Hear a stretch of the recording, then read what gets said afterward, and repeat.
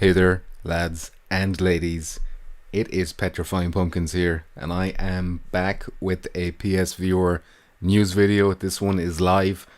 That's because it is very late at night. I can't be arsed editing this video all night long when I want to live stream Firewall right after this, so that's what I'm going to do. But this is such a cool kind of news update about Dreams, which is coming out Friday. Not Friday. This is coming out Wednesday, which is technically 24 hours away from, well, it's not going to be out midnight, obviously it's an update, so it's probably going to be during the day sometime. But I want to go through this this article from Upload VR by Jamie Feltham here. Dreams PSVR, 11 things we learned directly from media molecules. So they got the interview with a Mark Healy, I believe his name is, yeah, here he is, creative director Mark Healy. So Jamie got the interview, asked him these questions, and I couldn't believe, well, we'll just go through it because it's nothing but good news though. Nothing but good news. I'm sorry I don't have chat activated here, but this is a PSVR news. Just want to keep it focused if I can.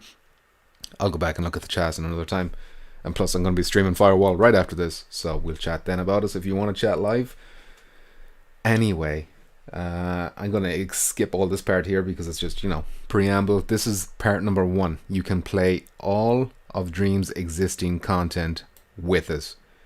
So every single thing that is in Dreams right now, you will be able to play in PSVR, even if it's not been designed for PSVR, even if it's janky, even if it's like bad frame rates and all this kind of stuff. They do talk about how they deal with that, but I'm just going to read it up.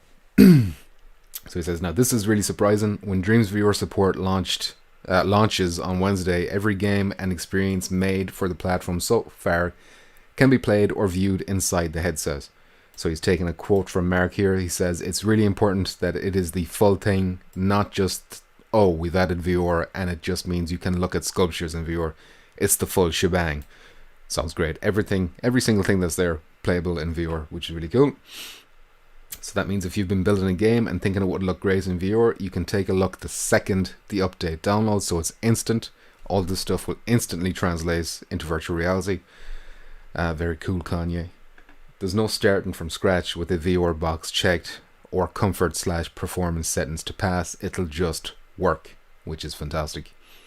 Exciting as that sounds, Healy also acknowledges how hectic it could get. So he says whether that actually ends up being good or not is going to be a bit random because people didn't necessarily make that to be VR. So he's talking about all the stuff that's already there. When people were making these things, they didn't have virtual reality in mind when they were making them, obviously, because nobody even knew if they would be supported by VR. So there might be jank in that regard. So he gives an example here. Pointing out to a recent PlayStation where he jumped into a first-person shooter only to discover the scale was entirely off. It's just hilarious because I was walking down the road with this hand and this gun that was the size of a house. He says it was ridiculous, but it was kind of cool that I'd found it, So yeah, if you're making your virtual reality games, you'll have to take in mind things like scale, which are hugely important for virtual reality. So the next point here to talk about is authors can turn VR off or make it exclusive. Very cool, I think. Basically kind of self-explanatory. You can decide if the game that you make or the experience you make, whatever it is you make in Dreams, you can decide if people will be able to see that in virtual reality or if they can only see it in virtual reality or not virtual reality at all, I guess. It's up to you. It's up to the creator. I don't think there's anything else to say about that. Yeah, but the default, we should point that out, but it's fun that the default is everything just works. So someone will have to go out of their way. If it, like, let's say it is janky, let's say something does look trash in VR, they might say, okay, I don't want people to see my creation in that light, so I'm going to turn VR off. Not going to let that happen. Next point, there are smart and optional comfort settings. Very nice to hear. Optional being the key word there. I'm fine with comfort settings. If people need them, that's fine, I understand.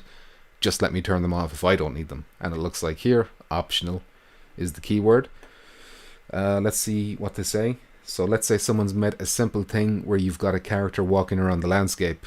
The default setup for that in Dreams is that the camera will follow the character and you can rotate around. If you have the comfort setting on, that changes. that same piece of content, you can still play it, but now the camera's fixed. Obviously, you can look around, the character walks a certain distance, and then the camera will just teleport, essentially, which sounds kind of like click turning. Even with these settings, we'd wager a large amount of existing content will be strange to experience it in VR, but these are smart inclusions all the same, which I agree with. There are no... Okay, this is probably the best one. Maybe the best one. There are no extra limits to how much you can build. So I was expecting, because everything is running in VR, and because the PS4 has to render it twice, because, you know, virtual reality does the two eye things, that there was going to be limitations, you know, but according to this, no. The thermometer, or whatever it's called in Dreams, I know that was Little Big Planet had the thermometer, but basically, I'll just read this. Creator mode with Dreams PSVR support won't impose any additional limits. You'll be able to create the exact same content as you could on PS4 without the worry of hitting any early memory limits. One reason for this, some players will want to use VR to make non-VR games. That's interesting. So I'm guessing there's going to be benefits to creating in VR. And I should mention this now while we're talking about it, is tomorrow, which is Tuesday, at 5 p.m. GMT, which is my time. They're going to be doing a live stream of Create Mode in virtual reality. So you're going to be able to see them doing it. Like, they're basically going to explain how it works in virtual reality before it launches on Wednesday. So if you're interested in that, make sure you keep an eye open. But yeah, I think it's very valid to use VR to make a non-VR experience, actually, Healy says, because of the extra intuitiveness you get from sculpting and the 3D space. So it sounds like virtual reality might be the best way, the superior way to sculpt, which makes a lot of sense, since it's kind of more one-to-one. But there are contingencies for when things get too much, so we better read this. Inevitably, though, some of the content that you may play in Dreams just won't run well in PSVR. For those moments, Media Molecule has an intriguing, and again optional, that's very important, optional, they're not forcing any shit on us, which I think is weird. I'm very surprised Sony is allowing this, and these are first party Sony studio, so it's very interesting that they're getting away with this when so many other games will not get away with this. So for example, their solution, if shit hits the fan, is to boot you out to cinema mode, basically.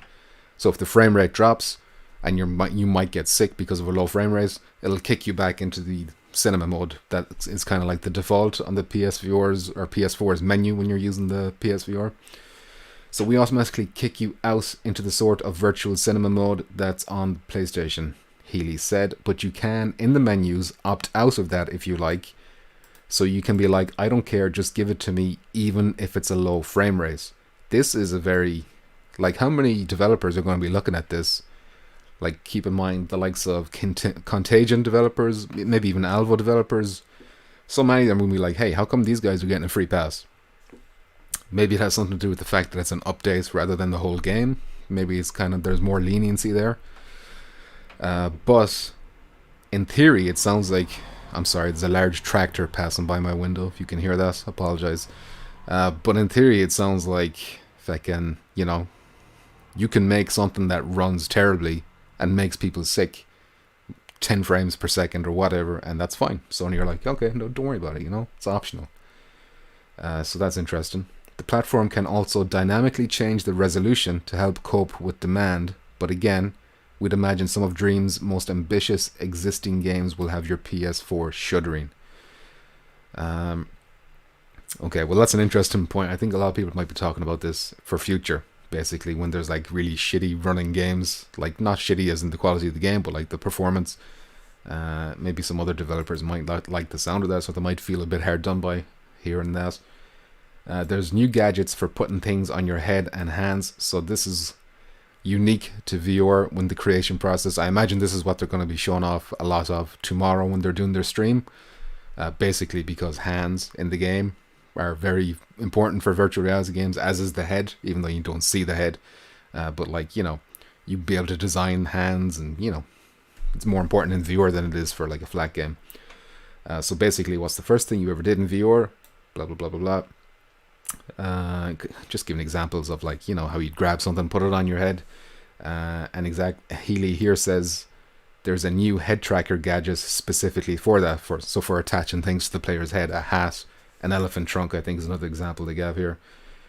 So if you want big horns, or there's an elephant trunk or whatever, that becomes really easy, Healy says. And that also benefits the non-VR side of things too, because that just means in non-VR it sticks to the player camera. I don't really understand that part, how it benefits non-VR, but I guess that's just something I'll have to see to understand, because I don't really know how that would be a benefit, but whatever. There's a similar tool for your hands too, making it easy to customize a pair of virtual hands for first-person experiences, or stick items like weapons into them. So that sounds really cool. Hopefully they make that process, like they might give you a default template hand to start off with, and then you can just, add to it, which would be, a nice starting place if you weren't exactly experienced with building from scratch or whatever. Media Molecule made some new content too, so when this update drops, there's going to be VR experiences made by Media Molecule for you to try out straight away. We kind of knew this was coming. We've seen some of this in the trailer that they showed off a few days ago, well, maybe a week or two ago. But basically there's some experiences and stuff like that you can check out, which will be nice. Each of these games also comes with a modular kit, so you can easily make extra levels for that type of game. Very nice. You could make makeshift local multiplayer games. So this is where they're talking about the social screen. So basically, Dream's PSVR support won't include Sony's social screen integration, which gives people outside of VR a separate view on the TV. So you might see something like in Astro's Playroom, or whatever it was called, the free one. Somebody in the VR was the monster, and then on the television screen you were playing as the robots fighting the monster. It was like asynchronous multiplayer. But according to this, you can make like a bootleg kind of a multiplayer situation. If one person in the headset is one thing and whoever's controlling the controller is another thing. So Jamie here says co-op Astrobot, anyone. Basically you can make your own bootleg Astrobot, I guess. Name your lightsabers energy prodders. This one doesn't really have anything to do with virtual reality. I guess it's just because, they bring up the topic of IPs and copyrights and stuff like that, but that's already an issue in the game right now. There's like so many Super Mario levels and Sonics and all this kind of stuff. But basically, because the first thing people are going to want to do, or like a lot of Star Wars fans would want to do, is create a lightsaber, they're just kind of make a little joke about, probably don't call them lightsabers, call them something like energy prodders or something like that. And here's another exciting one for us. It might get aim support if there's demand for it. So basically, it's not going to get aim support unless we kick up a bit of a stink. So I would recommend, getting onto Media Molecule on their Twitter, their socials, whatever. If you're interested in having aim support, get onto them, say that we want this because we want to make our own firewall, we want to make our own Alvo, whatever. And we'll need some aim support for that. It's going to open some floodgates again. I can't actually remember what this point is. If you've been following our coverage of Dreams here at Upload, you'll know we think it's potentially a very significant release. I agree with that. User-created viewer content is one of the most promising areas of this new industry, currently led by amazing art apps like Tiltbrush and Quill. Dreams represents a chance to raise that bar, offering a robust, accessible toolset on a platform much more welcoming to most consumers, and then giving them the chance to go a step further and turn their content into games. I asked Keely if the team has considered what a milestone for VR that could be. He says he hasn't quite thought about it that much, but agrees the potential is there. It's like sort of crowdsourcing what VR experiences can be in my mind, he says. Putting it in the hands of the PlayStation community, giving them the opportunity just to express whatever crazy ideas comes into their mind without the baggage of having to please a publisher or worry about whether it's going to make money or blah blah blah. I think it could be really liberating and potentially be really exciting. It could open up some new sort of genres or ways of thinking about what VR can be. I'm tired after reading all that. But, lads, let me know what you think in the comments below after I end this video and it renders and all this kind of stuff. I just wanted to get this out there now because I'm super excited for this. It's coming Wednesday. This article here has just pretty much alleviated any concerns I had about this. My biggest concerns were the limits that I thought were going to be imposed. But basically, don't worry about limits. Not going to be any limits. Every game that's already there automatically supports VR unless the author turns it on or off or whatever. Comfort settings, all optional. Possible aim support coming if we make a bit of noise about it. But even without aim support, I think there's a lot here to be like really excited for. So yeah, let me know what you think about games. Possible 2020 game of the year for virtual reality, if you ask me. I cannot wait to see what people come up with. Can't wait to play it. Can't wait to try and make something myself. Anyway, I'm going to end this because there's no back and forth. I'm just talking to myself here. I cannot see the chat. If there is even a chat, for all I know, the stream didn't even go live, and I've been talking to myself like an idiot for the last few minutes.